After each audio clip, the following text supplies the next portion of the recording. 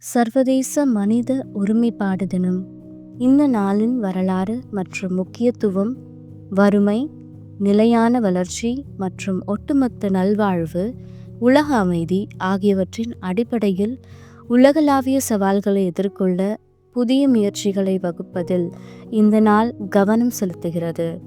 ஐநா பொது சபையால், அதாவது UN ஜெனரல் அசெம்பிளி அறிமுகப்படுத்தப்பட்ட சர்வதேச மனித ஒருமைப்பாடு தினம், அதாவது இன்டர்நேஷனல் ஹியூமன் சாலிடாரிட்டி டே, ஆண்டுதோறும் டிசம்பர் 20 இன்று கொண்டாடப்பட்டு வருகிறது.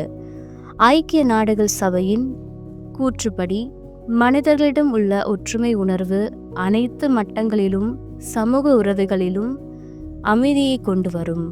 உலக மக்களிடையே, குறிப்பாக உலக அரங்கில் ஒற்றுமையின் முக்கியத்துவத்தை பற்றிய விழிப்புணர்வை ஏற்படுத்தவே ஒவ்வொரு ஆண்டும் டிசம்பர் 20 அன்று சர்வதேச மனித ஒருமைப்பாடு தினம் அனுசரிக்கப்பட்டு வருகிறது.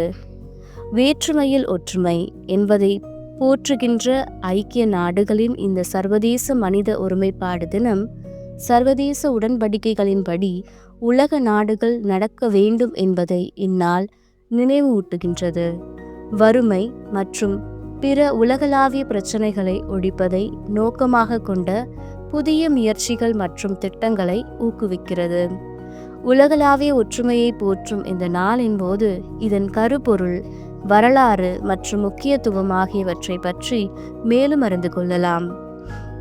சர்வதேச மனித ஒருமைப்பாடு தினத்தின் நோக்கம் வறுமை ஒழிப்பு உள்ளிட்ட நிலையான வளர்ச்சி இலக்குகளை அடைவதற்கு அடிப்படையாக இருக்கும் ஒற்றுமையை மக்கள் மற்றும் நாடுகளிடையே ஊக்குவிப்பதே இந்த நாளின் முக்கிய நோக்கமாகும்.